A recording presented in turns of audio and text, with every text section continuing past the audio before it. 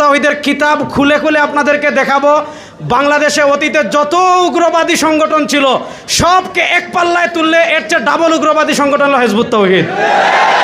সুতরাং হিজবুত তাওহীদকে আপনার নিষিদ্ধ করতেই হবে। এই দাবির সাথে আপনারা আমাদের এই দাবি মানতেই হবে। এই দাবির ক্ষেত্রে আমরা কোনো ধরনের কারোর সাথে আপোষ করব না, 1 নম্বর কথা।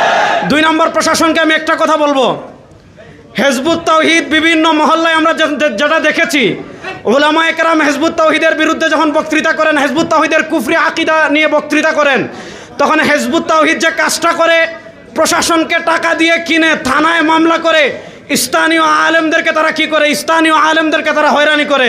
আজকে বাংলাদেশের আমাদের সকল নেতৃবৃন্দ এখানে উপস্থিত আছেন, সকল নেতৃবৃন্দের উপস্থিতিতে আমি দীপ্ত কণ্ঠে বলতে চাই, মসজিদের মিম্বর এটা হলো আমানত।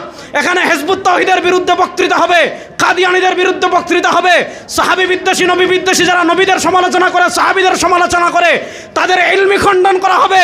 যদি প্রশাসনকে আরো প্ররোচনায় পড়ে আলেমদেরকে হয়রানি করে, প্রশাসনের সাথেও আমাদের বোঝাপড়া হবে ইনশাআল্লাহ। শেষ আরেকটা কথা বলি, শুনেন, একটা কথা বলে বক্তৃতা শেষ করছি। বাংলাদেশ এটা 92% মুসলমানের দেশ। এখানে পশ্চিমা বিকৃত সংস্কৃতি, ট্রান্সজেন্ডারকে জেন্ডার শব্দ দিয়ে আমদানি করার চেষ্টা আমরা দেখতে পাচ্ছি।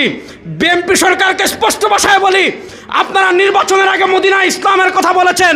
আমরা জানতে চাই, বাংলাদেশের শেখ হাসিনার আমলেও যে দুঃসাহস করা হয় নাই, 2 ট্রান্সজেন্ডার নারী যারা আগে পুরুষ ছিল, নারী পরিচয়ে বাংলাদেশে তাদের বিবাহ হয়, এই ধরনের ট্রান্সজেন্ডারের বিবাহ বাংলাদেশে আমরা আর দেখতে চাই না।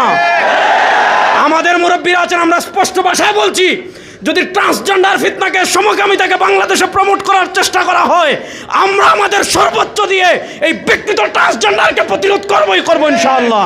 আসসালামু আলাইকুম ওয়া রাহমাতুল্লাহ।